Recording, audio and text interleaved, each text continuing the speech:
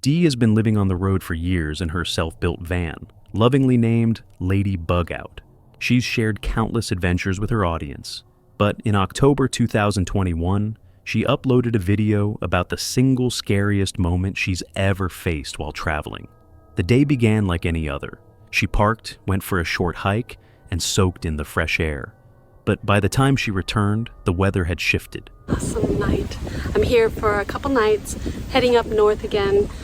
It's cooler by the lake here. I'm in Oklahoma, and just wanted to show you guys what I get to enjoy for the next couple days.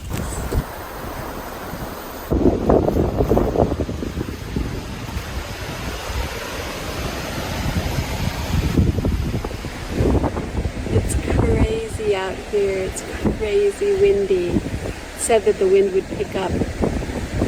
It'll be a nice sleeping weather. I love when the wind is howling a little bit through the trees. Such a beautiful, beautiful sound. So while the wind is howling outside, I am snug as a bug in a rug in my little cabin on the wheels.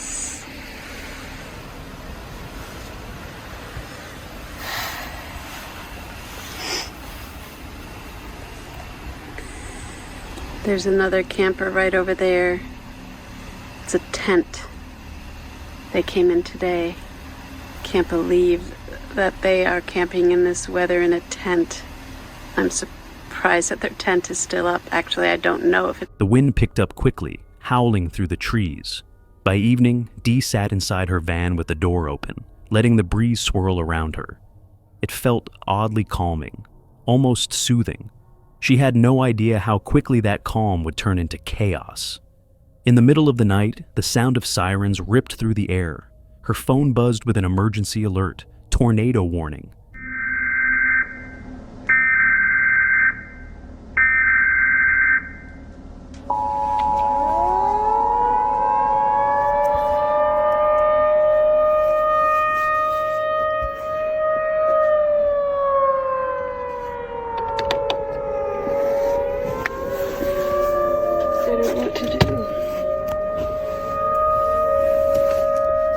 There's a tornado warning.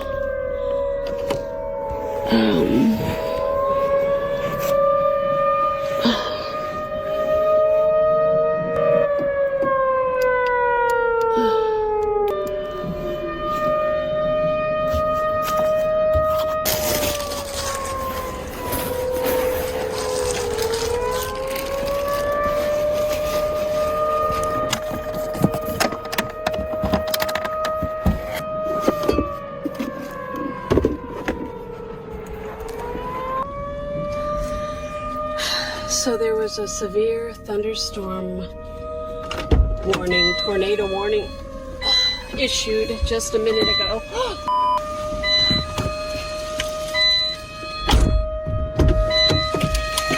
And so I am not sure what to do in this situation, actually. I thought that somebody would come around. The tent campers hightailed it out of here in the motorcycle. And so I am just going to go to a spot that I'm not so open because I'm very much in the open. Half asleep and disoriented, Dee scrambled to figure out what to do. Lightning cracked across the sky, illuminating the landscape in violent flashes. Heart racing, she jumped into the driver's seat. Out here, surrounded by nothing but open road and thin van walls, she knew staying put wasn't an option. She drove through the storm until she found what looked like a safer spot, pulled over, and waited. Radar in hand, she sat in the dark, listening to the wind roar and the thunder roll, hoping the storm would pass her by. Here's the bathroom shelter. That might be my best bet. If there is any more severe weather. So I am back here in the back. It's just raining lightly now. I drove over to where there's a concrete bathroom shelter in case sirens go off again. It's the only place that I saw that was remotely a shelter, but it seems like the worst of it has blown over, and so I feel like I'm safe. I'm just going to remain alert and awake tonight. Check the weather every so often, but it seems like the front moved by pretty quickly. That's always the part where the tornadoes form, between where the cold and the warmer air is, right at the front. And that was when the sirens went off. I looked at the radar and it was right over us. So I think it was just to alert us that there could be possible tornadoes and to watch for them and to be awake. So I am now awake. I thought I'd show because I have talked about other situations of preparedness, and weather preparedness is something that I haven't covered, mainly because I try to stay out of weather like this. And I did. I checked the radar and it said that this front wasn't moving in until much later today. It's about 2:30 in the morning right now, and the weather alert was issued at 1 a.m., 12:55 or something like that. And yeah, that is something Sleep was out of the question. By morning, she was safe. The tornado had missed her, but the experience left her shaken. Out on the road, storms don't just test your van, they test you. And when nature decides to remind you of its power, you realize just how small and vulnerable you really are. What's up, Silent Nightmare family? I have something huge to share with you today. We just crossed an incredible milestone, 50,000 subscribers. But now it's time to set our sights even higher. If we hit 100,000 subscribers by the end of September, 10 lucky subscribers will each receive a $50 gift card. You can choose any gift cards. That's $500 in total prizes as a thank you to this amazing community. It's super easy to enter.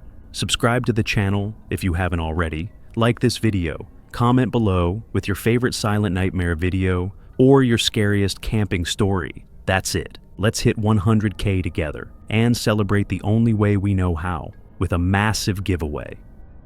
Lomar, the face behind Paranormal Discovery, has built his channel on investigations that few would ever dare attempt. While most stick to abandoned buildings and urban ruins, he ventures deep into untamed wilderness, remote mountains, dense forests, and valleys where the only company is whatever nature allows.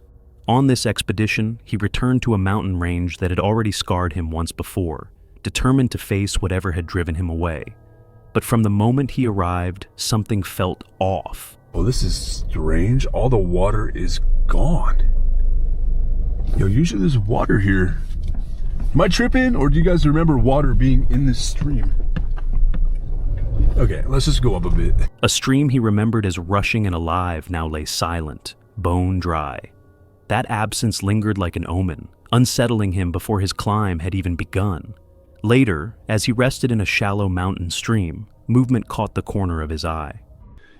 I just saw white. What the f?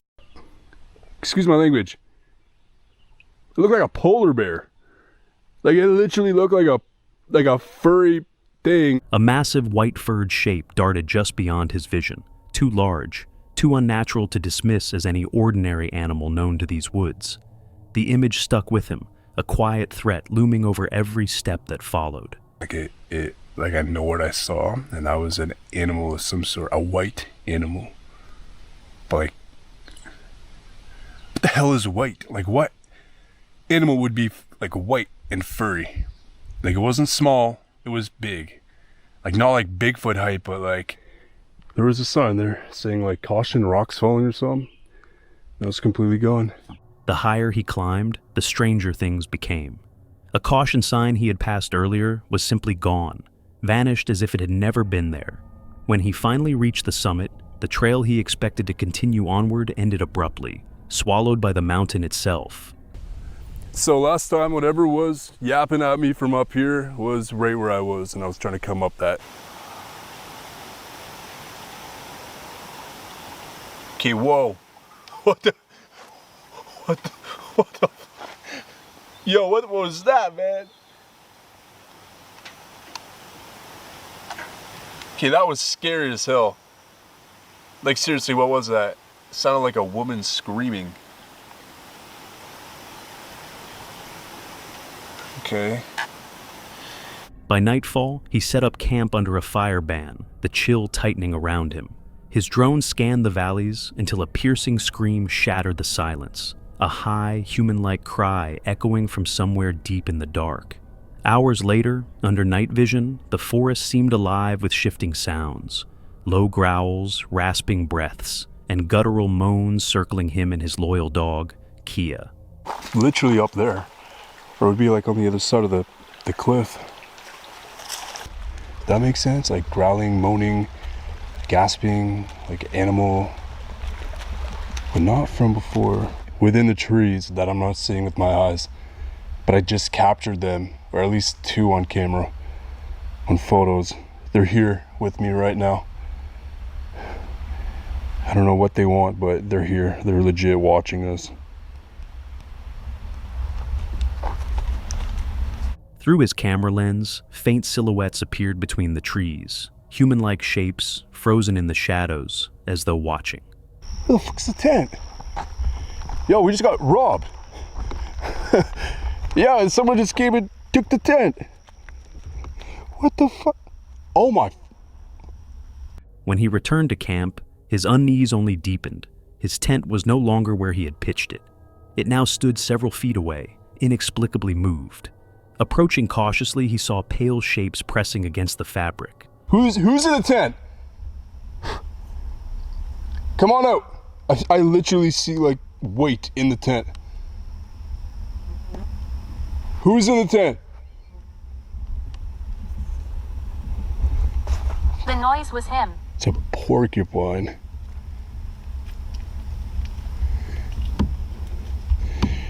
It's a damn porcupine.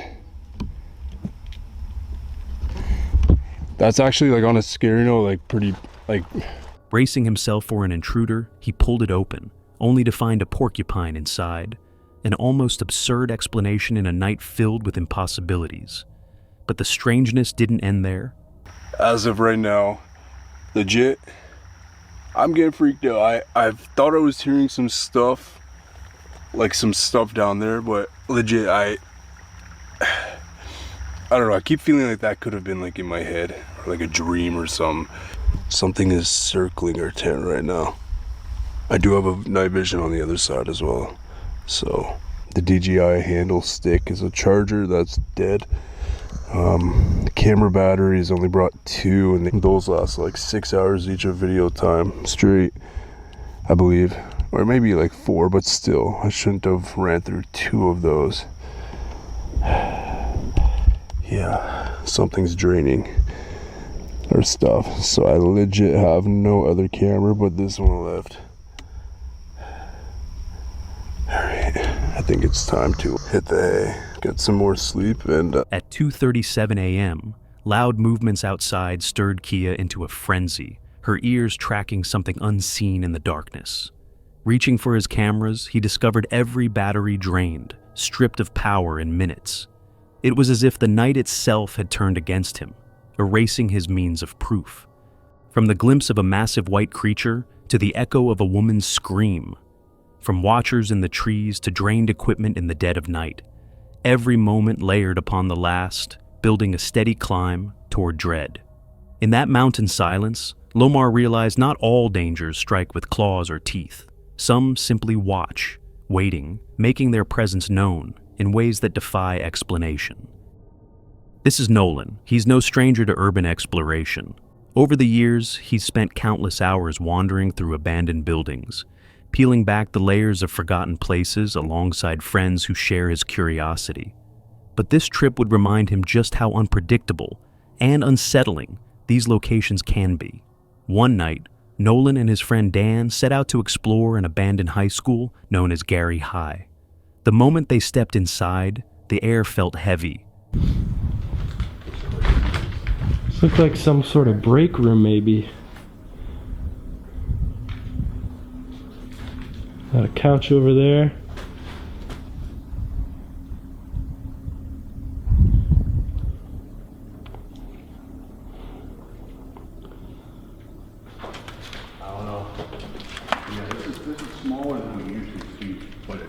pretty interesting. It hasn't been burned, but there's one sketchy thing right now that makes me really uneasy. Is the extensive water damage to the roof. You can see it just start pouring in right now. It's in pretty decent shape, actually. Surprisingly. Flooded. It's gotta be at least, oh man, at least a foot of water. It comes up pretty high on the seas. I want to make my own cross. You're kidding me.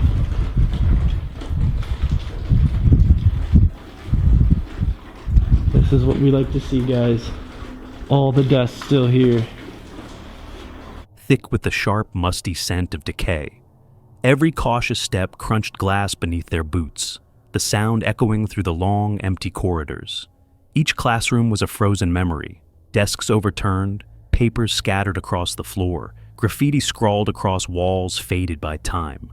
At first, it was the kind of eerie silence they had come to expect. But that changed when they entered one particular room. That's pretty tasteful. Probably knows. There was like books on the window. So there's a homeless guy in that room, and I almost opened the door. It's so sketchy.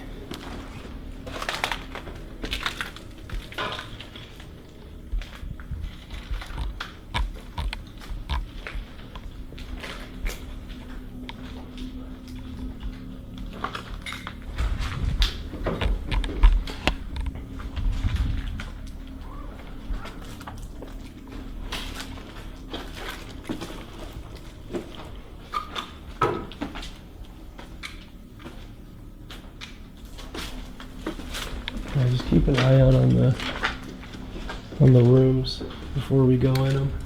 In the shadows, wrapped in a blanket, sat a man, silent, motionless, watching, or maybe not. It was impossible to tell. Fear jolted through Nolan and Dan. For a moment they didn't move, holding their breath in the heavy silence. Slowly Nolan signaled to Dan to back away. Step by step, they retraced their path, hearts pounding in their ears. But the building didn't stay quiet. Yeah, he's just chilling. Let's keep going. Yeah, guys, that was crazy. I've never gotten that close. I don't think I've ever really encountered a homeless person. It's so unfortunate they have to resort to living in a place like this.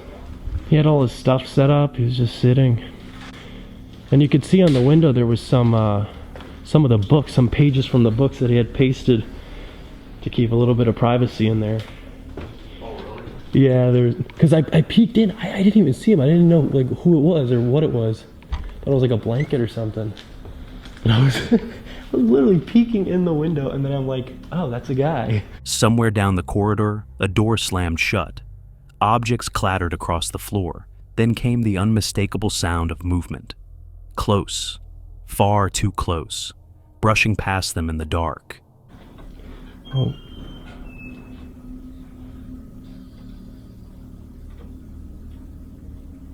Maybe our friend came out.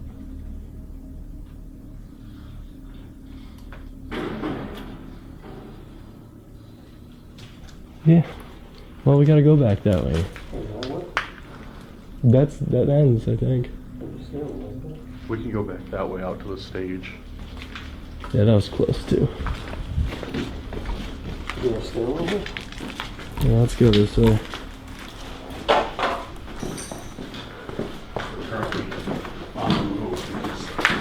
Yeah, they sounded reckless. My buddy said there's an ambulance outside the freaking door. Oh my god, yeah, there is.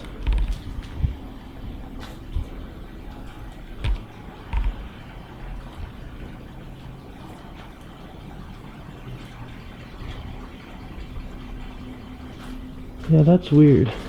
Alright, we're gonna go try and find another exit.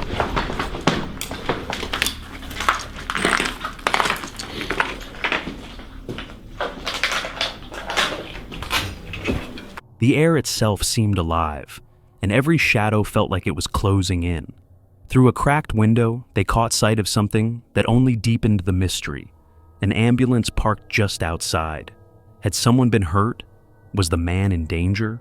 Or was there something else in the building, something that had triggered the chaos? Nolan and Dan didn't stick around to find out. They found another exit and slipped into the cold night air, their adrenaline still surging. That night was a harsh reminder. Urban exploration can be thrilling, but sometimes it isn't the crumbling walls or collapsing floors you need to fear. It's the people you might find inside. This is Katie, a solo adventurer who loves exploring wild places and sharing her journeys with her viewers. She's experienced, careful, and knows how to handle herself in the outdoors. But on this trip, the wilderness wasn't the problem. People were. Her day began peacefully. A long hike brought her to a scenic lake, where she took a quick swim and let the calm water wash away the heat of the trail. From there, she continued deeper into the woods, searching for the perfect spot to set up camp. Eventually, she found a quiet clearing surrounded by tall trees. As Katie began gathering wood, she noticed something unsettling. I think I'm gonna go ahead and set up right here. It's lovely and flat.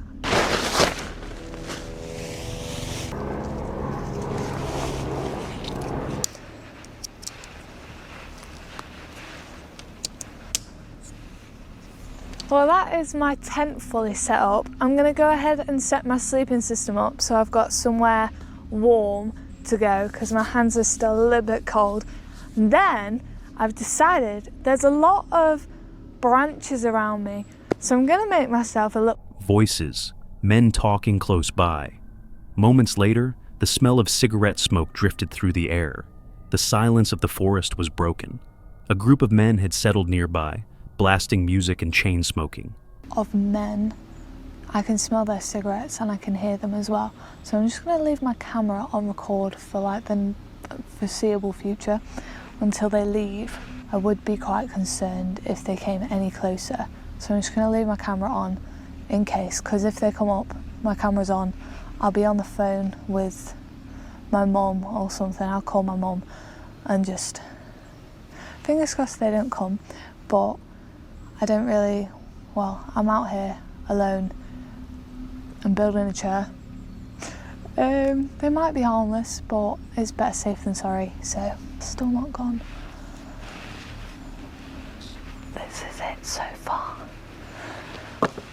I'm trying to be quiet because I don't want them to know I'm here. I am quite camouflaged, but I have seen them, so if I can see them, they can most likely see me. Oh, I'm scared. It's okay. It's okay, it's okay, it's okay. Anyone solo, if there's a group of people near you, you have every right to be concerned, because they are quite scary. I don't know if you can hear that, but the scary men are now playing music and smoking cigarettes. Okay, if you're playing music on a speaker, loud, in a forest, which is very peaceful, and chain smoking cigarettes, you're not good vibes. If you can hear that, I'm sorry, because it's also ruining my time. The carefree night she had imagined was already gone. At one point, they even approached her, offering drinks and inviting her to join them. Katie declined, politely but firmly, then tried to carry on with her night. But as she cooked her dinner, the men lingered close. Their music grew louder. The uneasy feeling only deepened. When night fell, she retreated to her tent, hoping the noise would die down. It didn't. I finished. I do believe it's time for some dinner. An update on the men. They are staying over there, probably about 50 meters away from me. They came over to say hello. They said they saw a light, which is this light. And they said hello, invited me for beers and for dinner. I said, no, thank you. Yeah, hopefully all is good. I'm sure everything will be fine.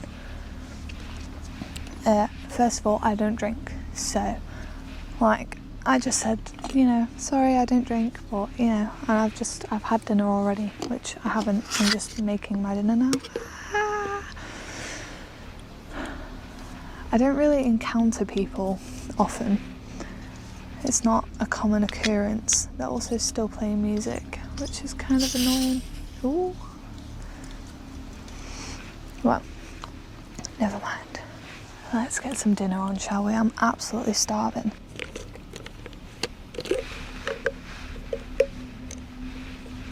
Right, well, I'm in my bed now.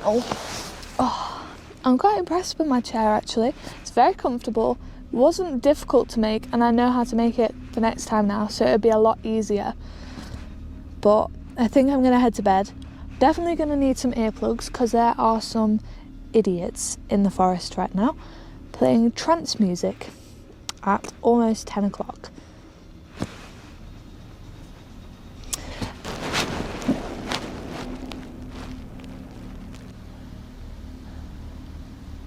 Well, it is currently around midnight right now. I've just packed up my bag and my tent because I don't know if you can hear that, but the music is really loud.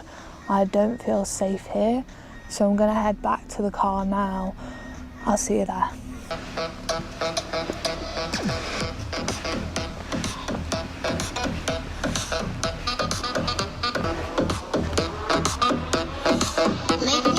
The music boomed through the forest.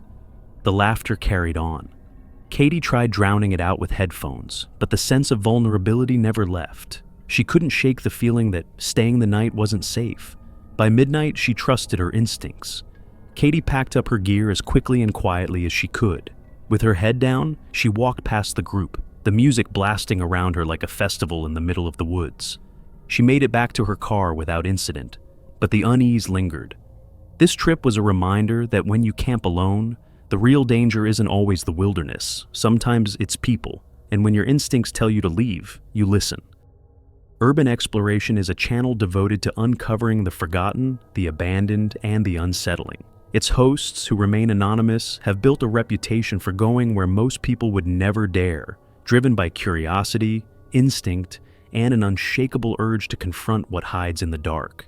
On this particular night, they added a new twist to their investigations by using the Randonautica app, a tool that generates random coordinates to see where chance, or something else, might lead. Before setting out, they paused to pray, their voices low and deliberate, as if acknowledging that the places they sought might hold more than just dust and decay. Whew. Dear Heavenly Father, Jesus Christ, please be with us tonight. We don't know what we're about to go to, so please give us protection. Please protect all who watch this video as well. It's through you, Christ, we know that all things are possible. Now, Rob and I decided, so many people were asking us to do this Randonautica app, see where it takes us, but we went to 4 locations and they were all creepy. But then the 5th time that we did it, it took us to, like, in the middle of nowhere and down this road, and there's an abandoned, like, trailer behind us. Now, I don't know what to expect. Rob doesn't know what to expect. We were very reluctant to, alright. So there's this field, but there's a house back there, and it's obviously occupied. Very odd. Okay, so the first place is kind of a bust. So it did say creepy. That is a creepy place. Right. So it's not like the experiment's still going on. Right. It still fits the criteria. It fits the criteria. So we're gonna try a new place. Now the way this works, again, guys. Like this is the app. Like, look how weird that looks. Right. And then it tells you to concentrate on what you're thinking. So we're gonna concentrate on. That's crazy. Whoa, bro, that is a creepy place. Look at that one. People live there, man. Look at that. Wow. How do you live in there with no walls on the side? I mean, really? I mean, wait a second. Look at that house. That house is like halfway up on cinder blocks. Yeah, that's the spot. Are we here? Yeah, it's the spot right here. It took us here, guys. Private property. Wait a second. It probably took us to this place. Back there. What is that? I think that's where it's taking us. Yeah, that's it. Okay, now. Do you think that's a beam? I don't know, man. It's really hard to say. Alright, so this is the location it took us to now. The problem is that we can't tell if it's abandoned now, but it does look like the grass is cut, so... At first, the app led them only to disappointment. Suburban neighborhoods, well-lit homes, nothing close to the eerie, abandoned settings they had hoped for. But each false start only deepened their determination to find something real. As night fell, the atmosphere shifted. Their car cut through long, empty roads, the kind of off-the-grid territory that feels a world away from safety. Then headlights appeared in the rearview mirror, bright, steady, relentless. The vehicle followed each of their turns, its persistence far too precise to be coincidence. Whether it was paranoia or pursuit, the sense of being hunted became impossible to ignore. Eventually, the coordinates brought them to a narrow, forgotten road that ended at a decaying property. Wait, this is it? Oh, what is that? It's just the woods, bro. No, there's a mailbox there. Or, well, what used to be a mailbox. Oh. So this is where the Randonautica took us on our 5th attempt. Okay. Hey, there's a place right there. Look. That's an abandoned house. Dude, it's freaky right now. Guys, this is so weird. Okay, we're gonna do this, I guess. Alright, so the lawn is not cut.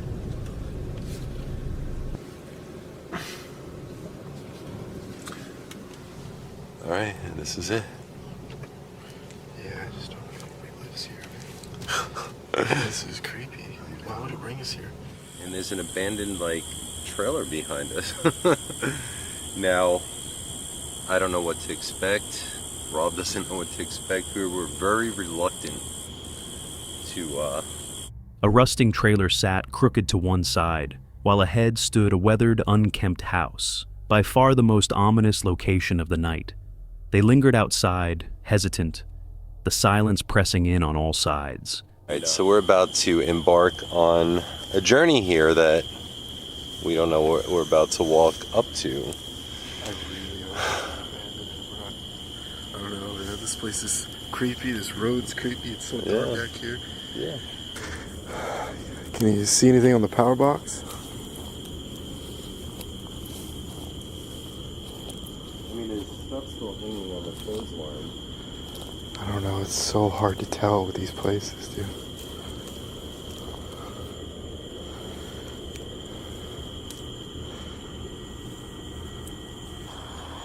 Alright, we're really proceeding here very slowly. The walk toward the house felt like stepping into a place time itself had abandoned. Then the stillness shattered. From inside the structure came a sudden, violent crash. I heard something in the house. I don't know if it was somebody, but I heard like a boom. Excuse me, that smell is...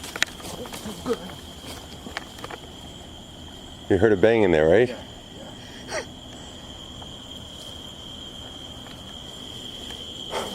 As if something massive had fallen or been hurled across the floor. They froze, scanning the darkness for movement, but found nothing. Moments later, a scream split the night.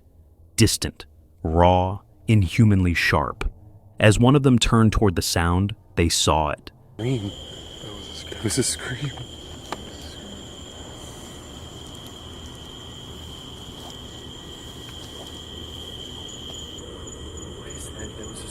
Car, just go to the car, There's somebody by that fence back there, bro. Somebody, and they're coming this way. They're coming this way. Let's go. Hold on. They got a ways to go. A shadowy figure standing motionless by the fence line, its shape barely distinguishable from the dark, but unmistakably watching them. That was enough. Instinct screamed for them to retreat. Sitting down the road there, just watching us with its lights on, but now there's a problem. My camera stopped working entirely. Now I have 2 brand new batteries.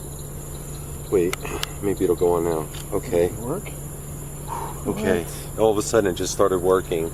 We were sitting out here for like 10 minutes trying to figure this out. As they pulled back, their camera abruptly failed.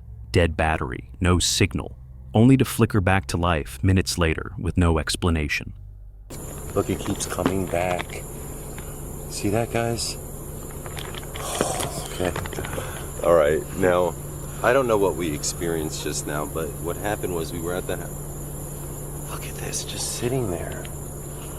It turns around and then it comes back and then it shines its lights on us. And I'm freaking out because that car keeps coming back now. You can see the headlight. See, look, he just turned around again. Look, there he is again. Okay. Look, now he's going that way. Yep, same car. He'll come back. Hold on, guys. We'll be right back. And I don't understand this. Like, man, see, here he comes again. You can see the taillights at the end of the street turn around, and then a car keeps coming. I'm going to show them. I keep showing you guys in case there's a dead end. There's a car that rides up and down the street continuously, and it's got the Necrophonic app. Can you tell us one about this house? Tell us about this place. Is there anything going on there? And who's in the car? See if you could tell us about that. Who's in the car? And more importantly, who was by the fence? Ooh. Can you tell us about the house?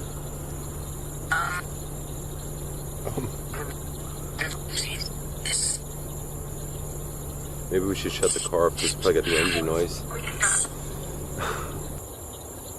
Who's in that car that keeps coming down the block?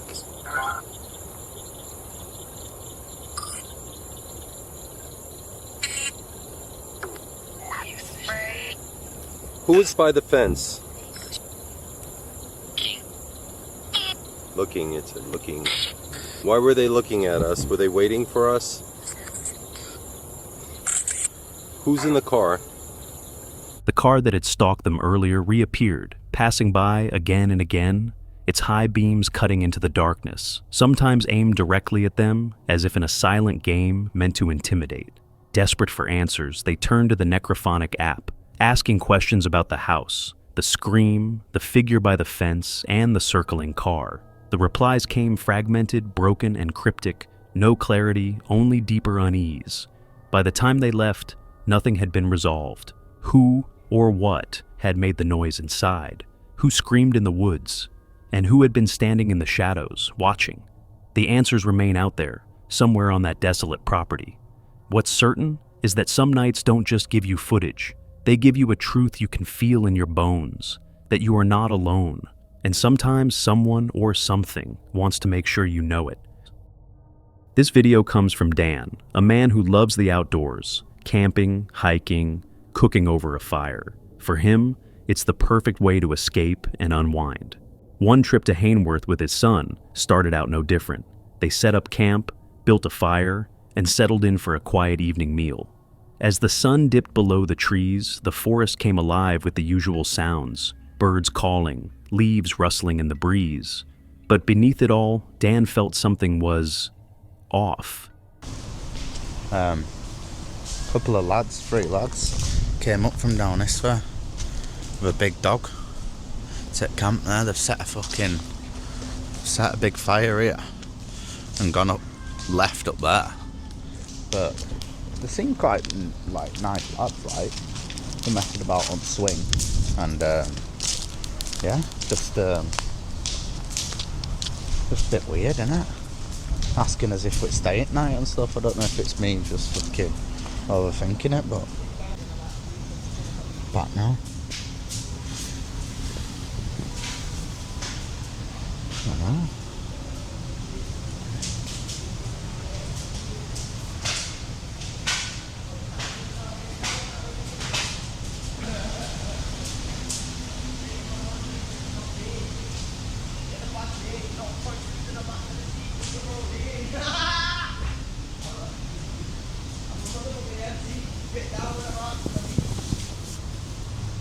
That's when a group of strangers appeared. They asked Dan if he was staying the night, even though his tent was clearly set up behind him. Without waiting for much of an answer, they started their own fire nearby. The noise came quickly, laughter, shouting, conversation that carried through the woods. But it wasn't just the disruption of the peace that put Dan on edge. It was their behavior, the way they moved, the way they watched. Something about them didn't feel right. Dan tried to brush it off, telling himself he was just overthinking things. But the tension lingered. And they fucked off again. But what were weird is, they were saying, are you staying the night and that? And it's just me and my son. And I was like, yeah, but it's like, I think it's a bit weird, isn't it? Is it just me overthinking it? Just turned up, played on swing, set a fire. I'm over there chilling, having some food and just, you know, relaxing. And yeah, they didn't say much. They were, you know, they were nice guys and that, but I'm not saying they're going to do anything or like that, but maybe when it's dark we'll see. Eventually, the group packed up and left, vanishing into the night as suddenly as they had appeared. Dan and his son made it through the rest of the night without incident, but the uneasy feeling stayed with him. Yeah, so I'm just out here chilling, enjoying the fire, enjoying the peace, away from the big city life, like pitch black. It's a lot darker on camera than it is in real life. Yeah, they ain't being back anyway. Thank God for that. Hopefully they don't come back. Don't know, it was just a bit weird, wasn't it? He's staying overnight. Of course, mate, I'm camping. Got my tent pitched. I mean, probably not bad lads, like, but just me overthinking, I think. By morning, questions remained. Why had they asked if he was camping when they could clearly see his tent? What were they doing so close to his site in the first place? The woods can be peaceful, quiet, beautiful, and calming. But they can also make you feel exposed, vulnerable, like someone is watching, even when you can't prove it.